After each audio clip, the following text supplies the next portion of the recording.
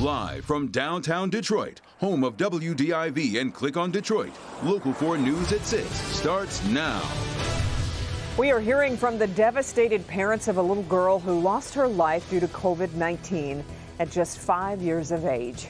We'll hear from that mother and father in just a moment. But let's first get you updated on the day's coronavirus headlines.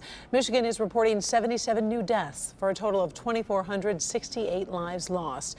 The daily case numbers continue to be lower than in weeks past, with 576 newly confirmed and 32,000 total.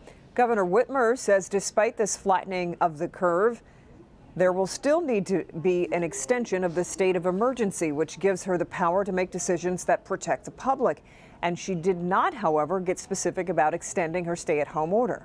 The state is also looking at possible intermittent closures of metro parks when more than 60% of parking spaces are taken, and that is to ensure social distancing is taking place.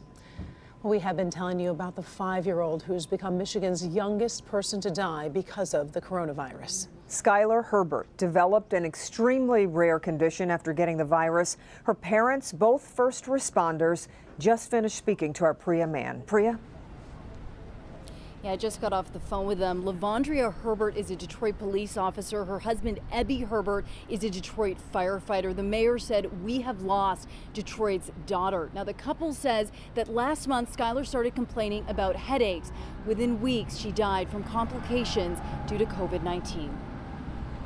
She loved putting on dresses and, of course, playing in mommy's makeup. Our daughter died so we can let the world really know that a 5-year-old can change the world. I just could never imagine being here. But, you know, I've been saying I need to find peace. You know, I can't be angry at God for what he did.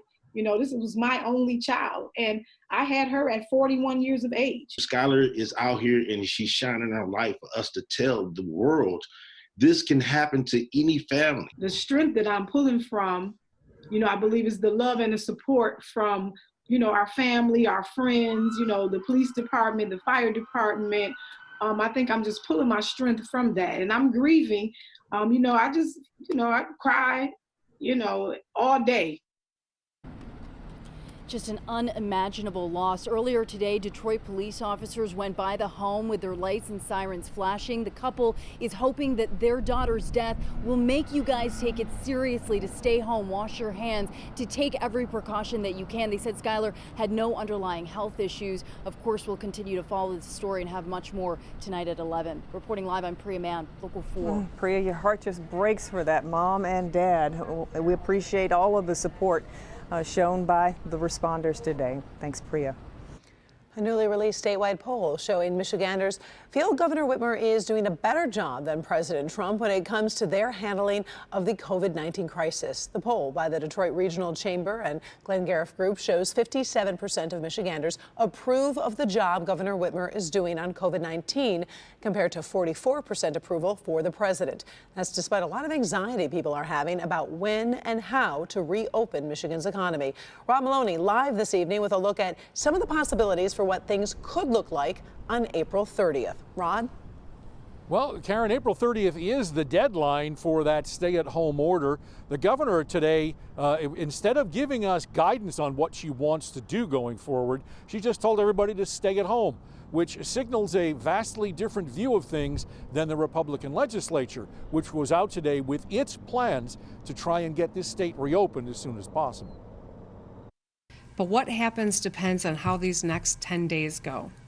To those of you who are hopeful we'll be able to start loosening some restrictions, stay home now to better make the odds that we're able to do that in 10 days. House Speaker Lee Chatfield believes the governor's approach needs modification. And I think we can continue to prioritize public health, but be more reasonable in our approach, as other states have, because Michigan currently is an outlier. And I think we have some unique qualifications in being the first line of defense that people call, that we can be an asset to the governor. And that's what we're trying to do. So we'll see what April 30th looks like, and that'll depend on what steps are taken from now until then.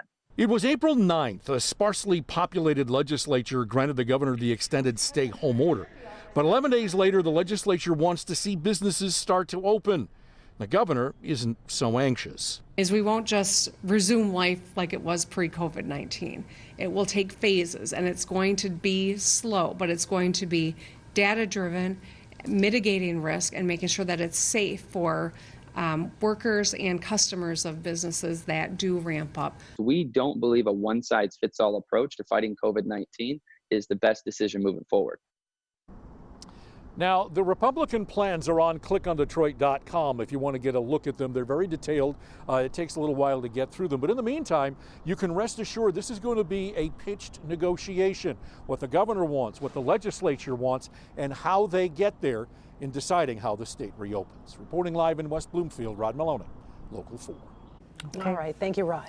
Well, if you're an essential worker, you no longer need coronavirus symptoms or a prescription to get tested at the state fairgrounds in Detroit. That's right. Mayor Duggan announcing today that for those essential employees, all that's required is an appointment made by their boss. The mayor says it's a necessary next step to getting Detroit's economy going again.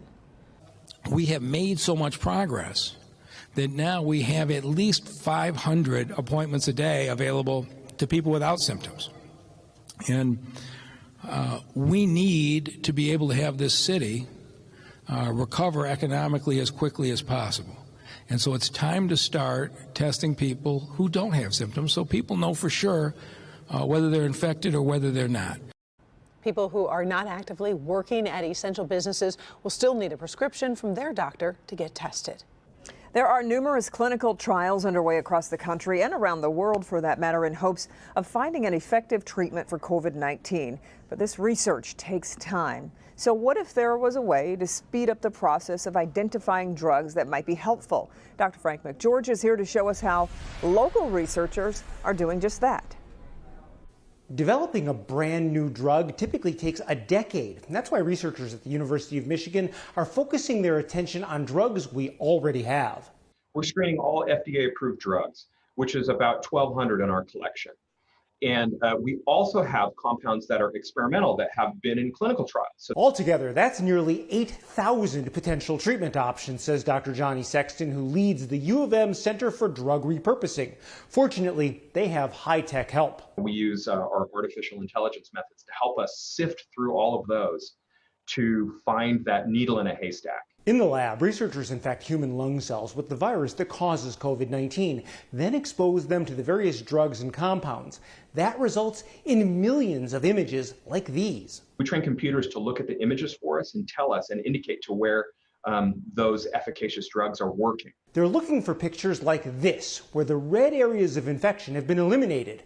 There are benefits to using drugs that are already approved. It can have an immediate impact. It can actually be used very shortly. So we're just in this experimental process right now. We'll have results actually today and all through the rest of this week. So we're very excited that we're going to have potential candidates that actually can be tested in the clinic very rapidly. Their goal? Reduce the severity of symptoms and save lives. We're hoping to find compounds with enough efficacy that we can keep patients from dying. Now, Dr. Sexton says the most effective treatment may actually be a cocktail of existing drugs. The artificial intelligence can help narrow down the best combinations, too.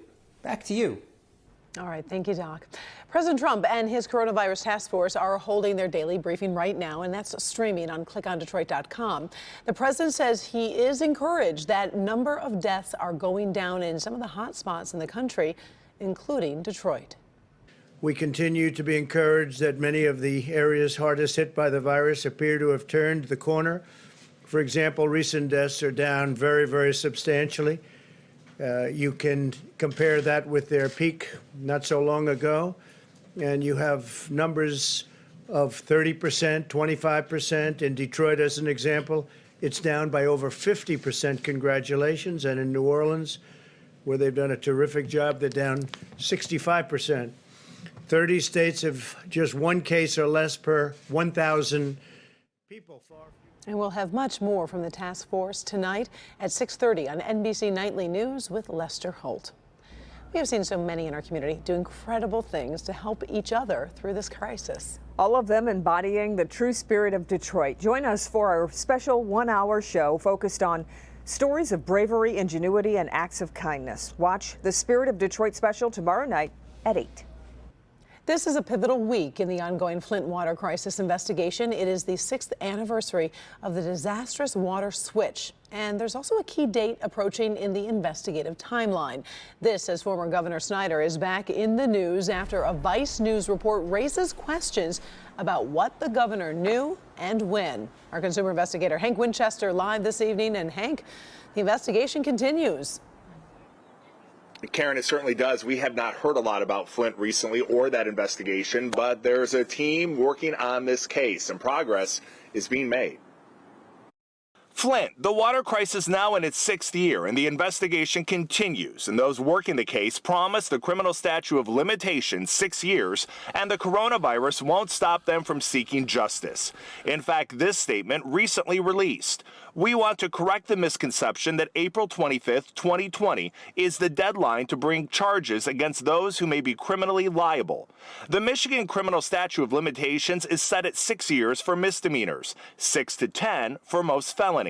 Here's legal expert Neil Rockine. In some respects, it could depend on when what specific statute is charged. Like I said, there are some statutes of limitations that actually are 6 years, some are longer.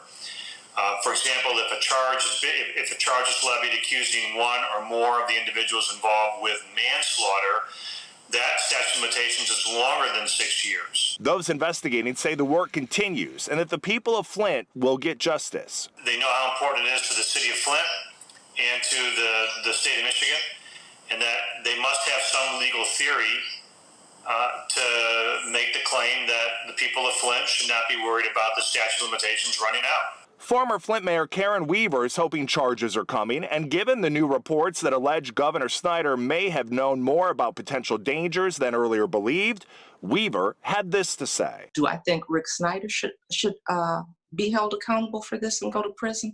I think not only Rick Snyder should be held accountable, but others should as well. We want them all held accountable, and I don't want there to be any confusion about what I think about that. We deserve it. We deserve it. We deserve justice in the city of Flint. And I can tell you, in the time I've spent in Flint talking to those in that community, they are very eager for justice also.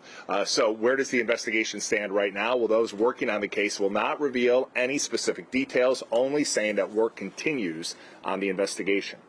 We're live here tonight. Hank Winchester, help me, Hank. All right, thank you, Hank. All right, not bad for a Monday, but there are some big changes coming in the weather department. Let's check in with Ben. Yeah, Kim and Karen, I think we used up all of our sunshine for the week today. It looked nice, temperatures close to 60, but we've got clouds, rain, and potentially record cold in the forecast. We'll run it all down for you next.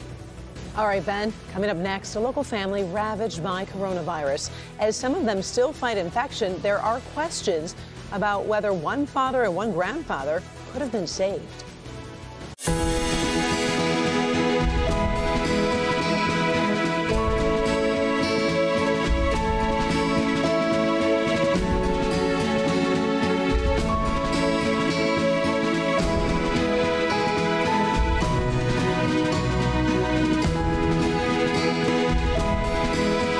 When the going gets tough, Metro Detroiters always rise to the challenge. Now meet the heroes that truly embody the spirit of Detroit. A special event Tuesday at 8 on Local 4.